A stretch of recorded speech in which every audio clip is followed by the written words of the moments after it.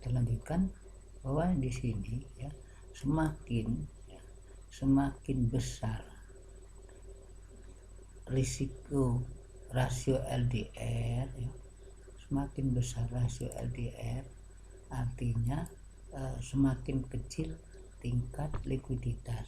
Nah, apabila LDR itu semakin besar artinya tingkat likuiditasnya semakin kecil sehingga makin besar risiko likuiditas ya. Ingat bahwa LDR ya itu perbandingan antara total kredit dibanding dengan DPK. Semakin besar LDR, semakin kecil tingkat likuiditas atau semakin besar risiko daripada likuiditas. Kenapa demikian? Karena dana dari pihak ketiga banyak diberikan untuk kredit, sehingga apabila masyarakat menggunakan dananya dipakai untuk kredit, dananya tidak sedia, likuiditasnya tidak sedia, makanya berisiko bagi risikonya semakin besar, risiko likuiditas maksudnya. Nah, LDR ini kalau bila 50% lebih kecil ya dari LDR atau 75%, lebih kecil 75 itu peringkat 1. Ini Anda ingat peringkat-peringkat daripada LDR. Nah, apabila artinya kan gini, kalau misalkan ini berapa DPK-nya, berapa kreditnya, sehingga akan ketemulah LDR-nya kan. Untuk LDR lebih kecil dari 50 lebih kecil daripada 75 di peringkat 1, 75 lebih kecil dari 85 peringkat 2, 85 peringkat sampai dengan lebih kecil 100 ya, atau nih LDR lebih kecil dari 50%. Nah, untuk peringkat 3 apabila 100 lebih kecil dari 120 di peringkat 4 ya, ini sudah cukup baik. Nah, LDR lebih besar dari 120 ini peringkatnya peringkat 5 ya. Peraturan Otoritas Jasa Keuangan ya, ini nomor 42 ya 2015, rasio kecukupan likuiditas ya, LDR, rasio kecukupan likuiditas ya, liquidity coverage ratio ya, LCR adalah perbandingan antara high quality ya, liquid asset dengan total arus kas keluar bersih, net cash outflow. Nah, makanya juga di dalam menghitung risiko likuiditas kita harus tahu net cash flow, cash outflow ya. Nah, ingat itu perhitungan payback period ya, net present value. Nah, ini selama 30 hari ke depan dalam skenario stres ya. Laporan likuiditas coverage ratio LCR pada bank secara mandiri ya, artinya sendiri ya, bukan. Manfaat daripada manajemen likuiditas pengelolaan likuiditas tujuan untuk memperkecil kesenjangan antara kecukupan likuiditas yang dimiliki dengan kebutuhan memenuhi kewajiban dan menjalankan fungsi intervensi bank. Secara rinci, manfaat daripada jaminan likuiditas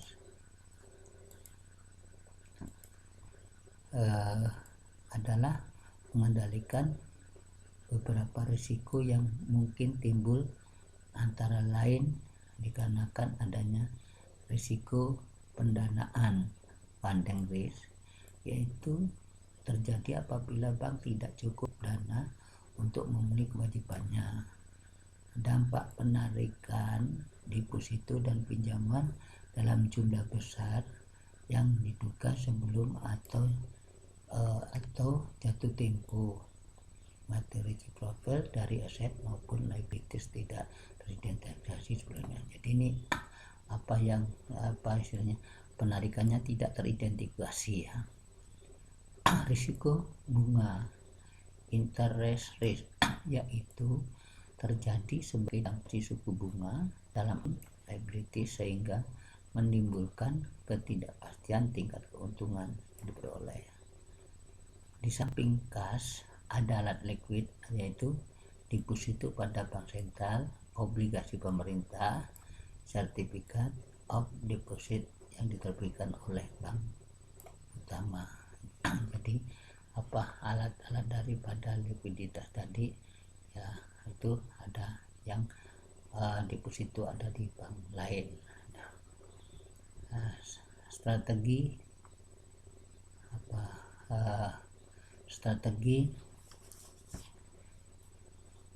likuiditas berdasarkan basic surplus position ya.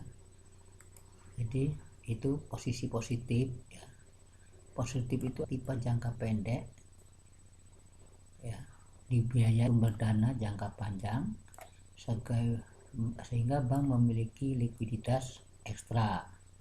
Nah, ini strategi ini likuiditas masih aman kan gitu.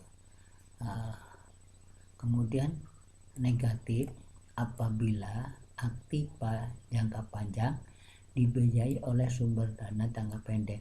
Aktiva jangka panjang ini apa? Nah, misalkan kita kredit untuk pembiayaan kredit jangka panjang, tapi dari sumber dananya dari giro, nah, udah otomatis utang yang belum kembali, sedangkan yang ini harus segera dibayar. Nah, beda tadi aktiva jangka pendek dibiayai sumber jangka panjang, misalkan apa? Nah, dia kredit modal kerja yang dalam rangka waktu atau lain, tapi dibiayai dengan modal deposito jangka waktu 2 tahun sehingga aman kan gitu. Likuiditas sehingga yang negatif ini likuiditas kurang aman ya. Jadi kalau misalkan ini kok risiko yang jangka pendek ya, utang jangka panjang dibiayai dengan sumber dana jangka pendek. Misal contoh gampang aja, anak-anak memberikan misalkan berdagang, kemudian dagangan itu dihutangkan kepada pihak lain ya. Misalkan membuat pabrik bata ya, batanya dijual, pembayarannya jangka waktu 3 bulanan. Nah, sementara untuk produksi tadi Anda pakai biaya dengan pinjaman kepada teman jangka waktunya 1 bulan. Nah, sementara barang belum laku, ini contohnya aja, barang belum dapat duit tapi utang harus dibayar, maka likuiditasnya tidak aman ya. Ini contoh yang gampang aja, misalkan Anda menjual barang dengan jangka waktu 3 bulan, sementara untuk modalnya tadi dengan meminjam dengan jangka waktu 1 bulan. Nah, sudah barang tentu uang saudara belum datang, belum dibayar oleh Anda, sementara Anda harus bayar utang. Kemudian masjid ya, penanganan kan dalam aktiva jangka pendek seluruhnya dibiayai dengan sumber jangka pendek pula. Jadi kalau istilahnya penempatan jangka pendek, sumbernya jangka pendek, ini pasti kan. Jadi begini.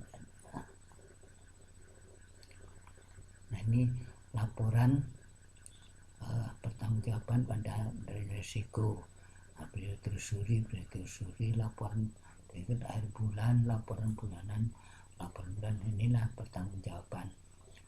Liquidity gap, ini posisi gap antara aset dan liability ya. Kemudian ini aset sama dengan liability, artinya jumlah asetnya juga sama dengan jumlah utang.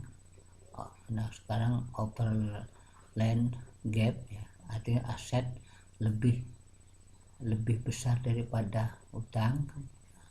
Nah kan kalau overborrowed ya, aset lebih kecil dari ini. Nah, ini kalau aset lebih kecil daripada kedua utang, ini yang paling berbahaya kan